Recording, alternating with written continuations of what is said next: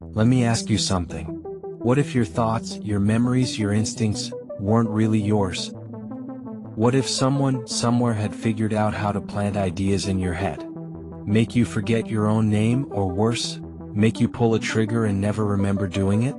Sounds like science fiction, right? But it's not. This is the story of MKUltra, the CIA's secret mind control program. A real government operation so outrageous, so terrifying, it reads like the plot of a dystopian thriller. Only this time, the villain wasn't a rogue state or shadowy cult. It was the United States government. In the 1950s, as the Cold War wrapped its icy fingers around the world, nuclear war was the great fear, but it wasn't the only one. Washington began whispering about something far more subtle and far more dangerous: mind warfare. See, they weren't just afraid of bombs.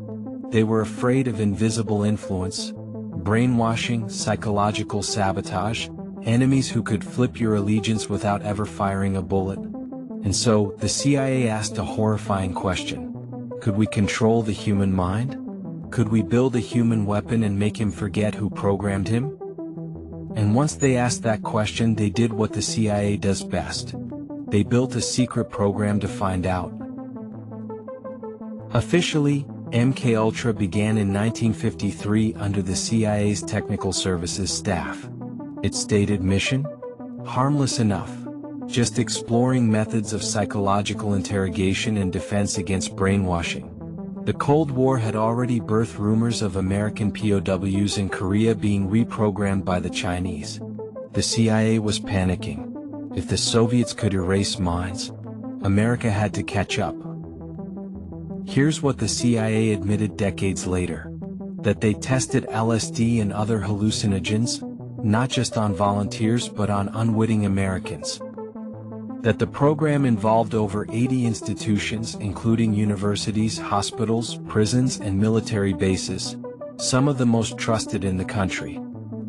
That they were trying to develop techniques for controlling behavior, suppressing memories, and rewriting a person's identity. Let that sink in.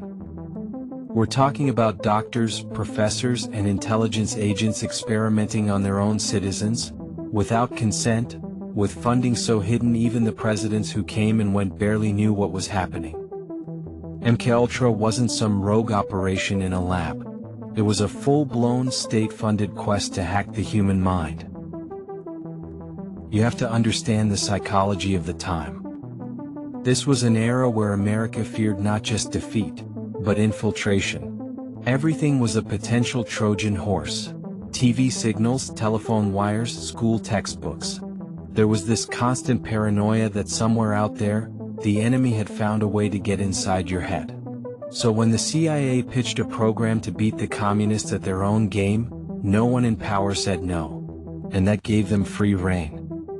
Behind closed doors and beneath layers of code names and black budgets, MKUltra began to grow. They tried drugs, hypnosis, electroshock, sensory deprivation, and subliminal messaging. They wanted to crack the code of the brain, like safecrackers testing every combination of trauma and chemistry. But here's where it goes from alarming to unforgivable. Most of their subjects never knew they were part of it. The public didn't hear the name MKUltra until 1975, 22 years after the project began. That's when a Senate committee, led by Senator Frank Church, held a series of hearings to investigate CIA abuses of power. MKUltra was just one item on a much larger list of sins. And even then, the story we got was sanitized. The CIA claimed it was a failure, said it was shut down in 1973. They admitted to mistakes, yes, but chalked it up to Cold War urgency. They told the public they'd learned their lesson.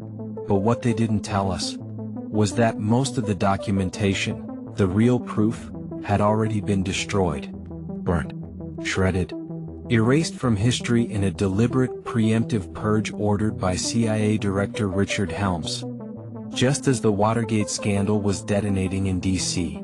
Coincidence? Or calculated escape?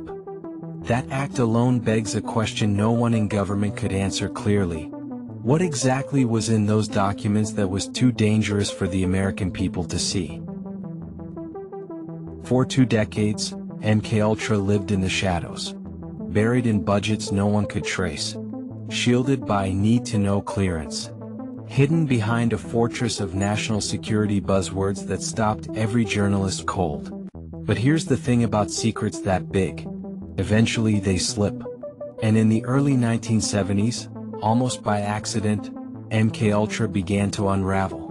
But not because someone inside the CIA blew the whistle. No.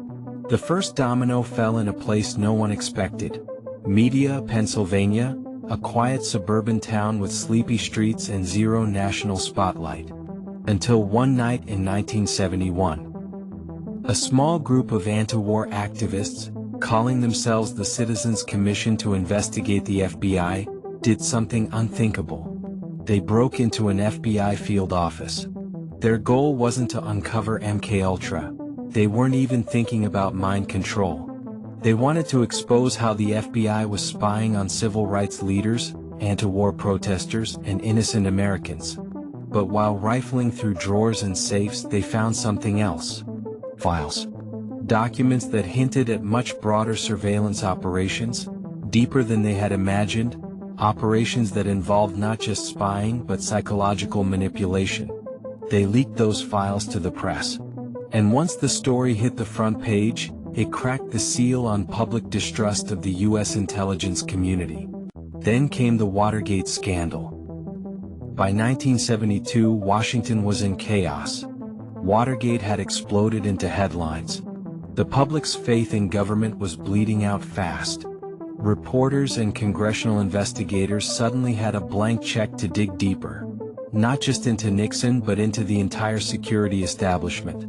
And that's when a few journalists began to hear rumors. About experiments. About drugs. About secret programs from the 1950s and 60s that nobody wanted to talk about. One name kept surfacing again and again in whispers. MKUltra. By 1973, CIA Director Richard Helms knew the walls were closing in. Congress was sniffing around. The press was emboldened. There were hints that MKUltra was about to be exposed. And so, without approval, without oversight, Helms gave a direct order. Destroy the MKUltra files. All of them. Thousands of documents were shredded, incinerated, vanished from history before investigators could see what they contained. It was one of the most deliberate and damaging cover-ups in U.S. intelligence history. Helms would later admit it under oath, saying the program was sensitive and he feared misinterpretation. But we both know what that really means. It means they couldn't afford for you to know the truth. But no cover-up is perfect. In a government archive, mislabeled under financial accounts, a small cache of MKUltra-related documents slipped through the purge. Over 100 files, dry on the surface, invoices, project budgets, internal memos. But within them were codes, payment trails, and names of institutions involved in classified behavioral experiments. And when these documents came to light in 1975, the public saw the first real evidence of a hidden war against the American mind. The CIA had paid for experiments at hospitals, at universities, at prisons, on civilians, without consent. That's when Senator Frank Church and his committee stepped in. They dragged former CIA officers into public hearings. They subpoenaed whatever files still existed. And slowly, painfully, a picture emerged. The CIA hadn't just studied mind control. They had actively tried to erase memories, implant ideas, drug people without their knowledge, and in at least one case, someone died. That someone was Frank Olson, a mild-mannered biochemist who worked for the government, and who may have paid the ultimate price for knowing too much. But before we dive into his story, take this in. MKUltra wasn't uncovered by patriotic insiders. It was uncovered because of a burglary, a scandal, and a few forgotten files that refused to stay buried. That's how close the truth came to vanishing forever. Now let me tell a story. Not fiction. Not rumor. A true story. It's 1953. America is bracing for nuclear war. The Soviets have the bomb. Korea is barely cooling down. And inside Fort Detrick, Maryland, a U.S. Army biochemist named Frank Olson is quietly working on the kind of weapons you don't talk about at dinner. Frank is smart, quiet and loyal. His job was researching aerosolized biological agents, things you spray from planes that make people forget how to breathe, nerve agents, psychoactive compounds. He's a scientist in service of the war machine. And then one day the war machine turns on him. It starts at a weekend retreat with CIA colleagues, just another off-the-books meeting in a log cabin in the woods. The men laugh, drink, swap war stories. What Frank doesn't know was that the wine is laced. He's been dosed with LSD. Not by accident. Not by a rogue scientist. This was part of an MKUltra sub-project. An internal test to see how CIA employees themselves might react to unknowing exposure. Frank Olson begins to spiral. The next few days are a blur of confusion and breakdowns. He tells his wife he's losing his mind. He tells co-workers he's made a mistake, he wants out. He starts asking questions about what they're doing to people. That was his real crime. 9 days later, Frank Olson is checked into the Statler Hotel in New York. He's placed under surveillance, observation, by a CIA physician. In the early hours of November 28, 1953, Frank Olson falls, or is thrown, from a 13th-story window. The CIA says he committed suicide. But the body is cremated almost immediately. And no one, not his family, not the press, is allowed to ask too many questions. That was the end of the official story. Until it wasn't. Decades later, in 1994, the Olson family finally receives permission to exhume Frank's body. I'm sure you're tempted to ask why? Well, it's because too many things never added up. And what forensic pathologists found changed everything. Blunt force trauma to the head, before the fall. No signs of glass wounds, despite allegedly diving through a closed window. No suicide note. No mental health history. Frank Olson didn't jump. He was pushed. Because he'd seen something. Because he started to question it. And because in MKUltra that was enough to make you disappear. Frank Olson's death was just the tip of the iceberg. What lay beneath were hundreds of experiments, many more disturbing than fiction. Let's walk through some of them. But I warn you, these aren't tales from horror films. These are declassified U.S. government operations. 1. Operation Midnight Climax, the sex, the spies, and the LSD. Picture this. A cheap apartment in San Francisco. Red velvet curtains. A two-way mirror. CIA agents set up safe houses, and filled them with prostitutes on their payroll. The women would bring unsuspecting men back from bars, and without warning, those men were drugged with LSD. What the men thought was a wild night out was actually a field test. The CIA watched from behind the mirror, observing their hallucinations, panic, emotional breakdowns, all while sipping cocktails. No medical help. No consent. No record of who these men were or what became of them. And for a decade this continued. In multiple cities. Funded by your tax dollars. 2. Sensory deprivation, hypnosis, and the fragmenting of the human mind. Elsewhere, other sub-projects tested extreme isolation. Subjects were placed in dark rooms for hours, sometimes days. No light. No sound. No human contact. Then came the recordings. Looped voices. Phrases like, "You are nothing. You will obey." Others were hypnotized, given commands, told to perform simulated acts of violence, then ordered to forget. And many did forget. The goal wasn't healing, it was control. The CIA wanted to see if they could create amnesia, obedience, even false identities. 3. ECT and the erasure of self. In Canada, psychiatrist Dr. Ewan Cameron, funded by the CIA, pioneered a method he called psychic driving. It's as dystopian as it sounds. Patients were given massive doses of drugs, put into comas for weeks, then awakened just long enough to be shocked with electroconvulsive therapy, sometimes 40x stronger than normal treatments. In between shocks, they were bombarded with audio loops to rewrite their behavior. The result? Human vegetables. Some forgot how to speak, how to walk, who their family was. Many never recovered. And remember, these weren't criminals or spies. They were ordinary people checking into clinics for mild depression or anxiety. They trusted the system, but the system erased them. These weren't one-off incidents. This was a program, systematic, funded, and buried under layers of secrecy.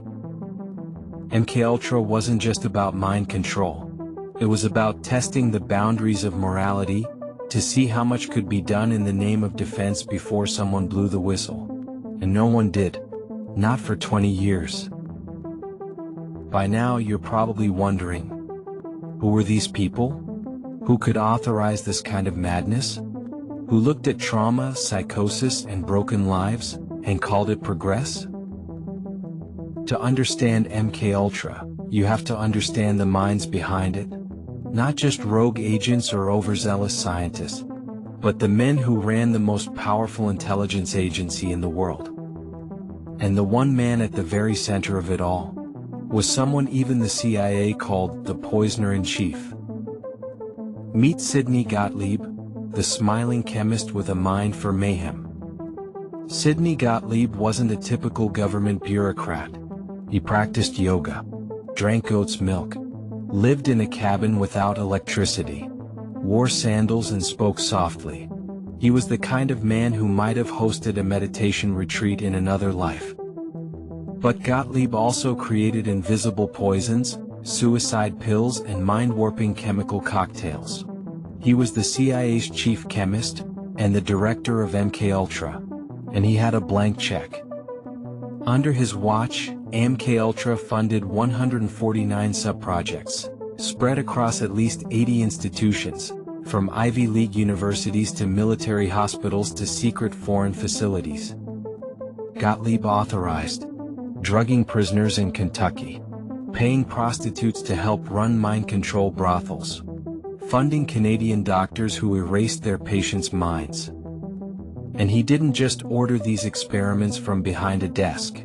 He traveled to Asia, to Europe, to black sites no one admitted existed, carrying toxins, testing behavior, asking one terrifying question: how can we own a man's mind and make him forget he was ever free? But Gottlieb didn't give himself that authority. That power came from Allen Dulles, the CIA director who signed off on MKUltra in 1953.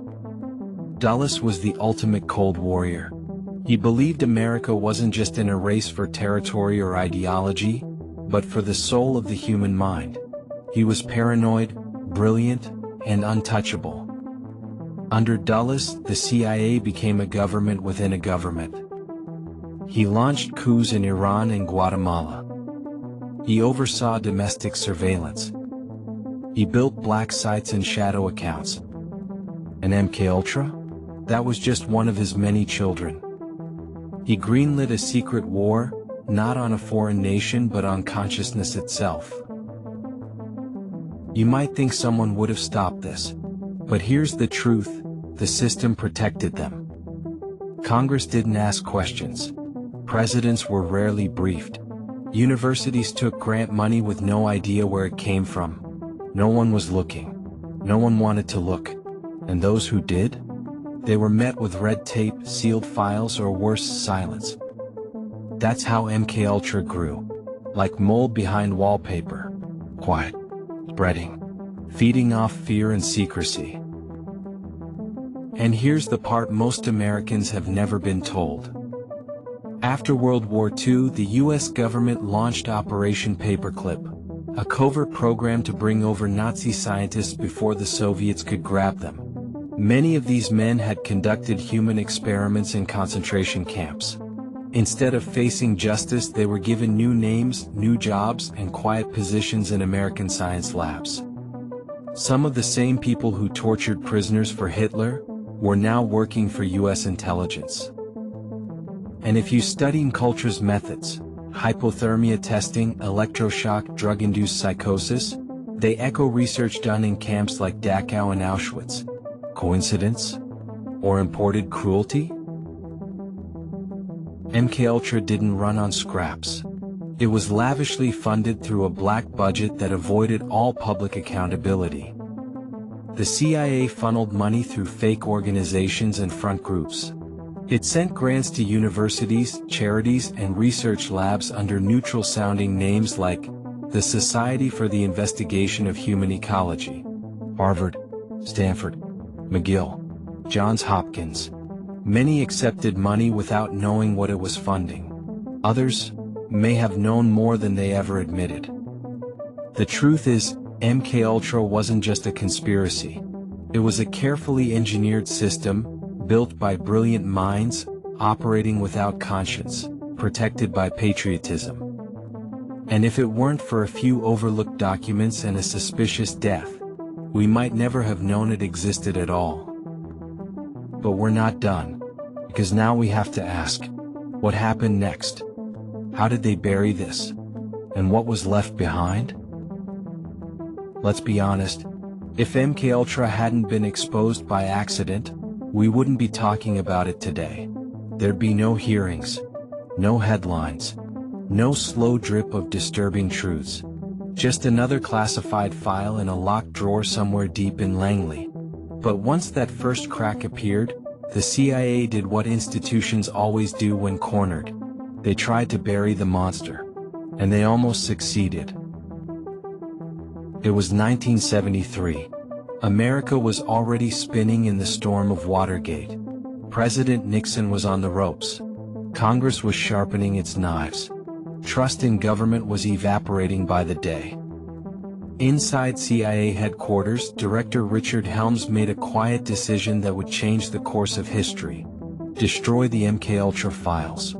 Thousands of documents. Gone. Shredded, burned, incinerated, before Congress could subpoena them, before journalists could dig them up, before the public could ever know what had been done in their name. Helms didn't just fear embarrassment. He feared exposure, real legal consequences, international condemnation, the unraveling of American credibility. In later testimony, Helms admitted he was trying to protect the agency. But let's be real. He was trying to protect himself. And in doing so, he buried the full scale of the program forever. Still, the genie was out. In 1975, Senator Frank Church led one of the most important congressional investigations in American history. They called it the Church Committee. Its purpose? To drag the CIA, the FBI, and the NSA into the light, and force them to answer for decades of hidden operations both at home and abroad. Among the hundreds of revelations was MKUltra. And what little they uncovered from surviving documents was enough to horrify the nation. At least 30 universities and research institutions were involved. Drug tests, hypnosis, interrogations, isolation chambers, on Americans often without their knowledge. At least one confirmed death. Likely more. But here's what really hit home. No one was ever punished. Not Sidney Gottlieb. Not Alan Dulles. Not the doctors who fried people's brains. Not the agents who ran brothels for science. Instead, Gottlieb retired in peace. Dulles died a celebrated statesman. And the victims? Well, they were left to piece their lives back together. In the years after the hearings, survivors of MKUltra began to emerge. But their stories weren't just horrifying. They were heartbreaking. One man recalled being taken from a military base, drugged and interrogated for days, then dumped on the street, disoriented and hallucinating. A woman recounted receiving electroshock and sedatives at a Canadian hospital, funded by a CIA grant, only to wake up years later with no memory of her children. Families of prisoners and psychiatric patients sued, only to hit wall after wall. Sealed records, denied FOIA requests, vanished paperwork.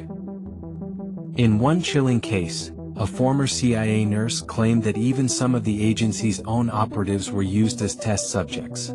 Their loyalty wasn't a shield. It was an opportunity. In 1995, decades after his death, Frank Olson's family finally received a formal apology from the U.S. government. They were given $750,000 in settlement money. But no one told them what Frank had really seen. No one explained what happened in that hotel room. No one went to prison. It was the same for most MKUltra victims. If they received anything at all, it was a letter, a vague acknowledgement or silence. Not justice. Not truth. In the years that followed, MKUltra became something else. It became a plotline. You saw it in The Manchurian Candidate, in Jason Bourne, in Stranger Things. A shadowy organization, a rogue experiment, a mysterious past. But here's what most people forget. Those stories weren't inspired by fiction. They were inspired by classified fact. Every time we turned the story into entertainment, we made it a little easier to forget how real it was. But some never forgot, and some believe it never really ended. So, what happens when a program like MKUltra is exposed? Does it just vanish? Get boxed up, shelved, marked classified, never to be spoken of again? That's what the CIA wants you to believe. That MKUltra ended in 1973. That it was an embarrassing failure. That America moved on. But when you really look at the pieces left behind, it doesn't feel like something that ended. It feels like something that evolved. After MKUltra was shut down, the CIA admitted to only a portion of what it had done. But over the next few decades, new programs quietly appeared in declassified budgets and whistleblower reports. They had different names. Project Artichoke, Project MKUltra, Behavioral Influence Testing, Psychological Operations. The goal? Always the same. Control, manipulation, mastery over thought and memory. Only now it was subtler, better funded, more protected. And this time, wrapped in the language of national defense and behavioral research. In the 1950s they used LSD. In the 2020s, they use data. Today, behavioral influence doesn't need syringes or shock machines. It lives in your social media feed, your targeted ads, the psychology of clickbait, outrage, and algorithmic reinforcement. The same government agencies that once studied how to fragment a person's sense of reality with drugs, now fund research into neuropersuasion, subliminal targeting, and emotional manipulation through screens. Let's be clear. They don't need to erase your memory anymore. They just overwrite your attention. Now, let's walk into murkier waters. Over the past few decades, some researchers, some labeled conspiracy theorists, have raised disturbing questions. Why do so many mass shooters have clear gaps in memory? Why do some describe lost time, blackouts, or feeling as if they were outside their bodies? Why are there cases of suspects suddenly committing suicide with no warning signs, no known motive, just a switch flipped? Could it be coincidence? Could it be trauma? Or could it be a legacy tool still in use? Some believe MKUltra's successor programs never stopped. They just became more efficient, more covert, and harder to trace. We're not saying that's the truth, but we are saying, once a government has tasted the power to manipulate minds, what incentive do they have to give it up? MKUltra isn't just about what they did. It's about what they proved could be done. They proved that memories can be altered, that identities can be broken and rebuilt, that people can be turned into puppets and never know who pulled the strings. And if it happened before, could it happen again? Or worse, has it ever stopped? Final thought. How much of you is still you? Maybe the scariest part of MKUltra isn't the LSD or the electric shocks. It's the idea that your mind can be taken from you without your permission. That your beliefs, your reactions, your sense of self could be engineered. Maybe that's why this story matters. Because once we accept that governments have crossed these lines before, we have to ask, what other lines have they quietly erased? So now we turn the spotlight on you. Ask yourself, do you believe MKUltra truly ended? Was it a paranoid Cold War experiment, or a blueprint for invisible control? And what happens when the tools they used are no longer locked in labs, but broadcast into our homes? Thank you for watching. If this episode challenged you, disturbed you, or confirmed what you already suspected, then share it. Because the only thing stronger than secrecy is awareness. Subscribe for more buried truths. And in the comments below, tell us, do you think MKUltra ever really ended, or just changed its name?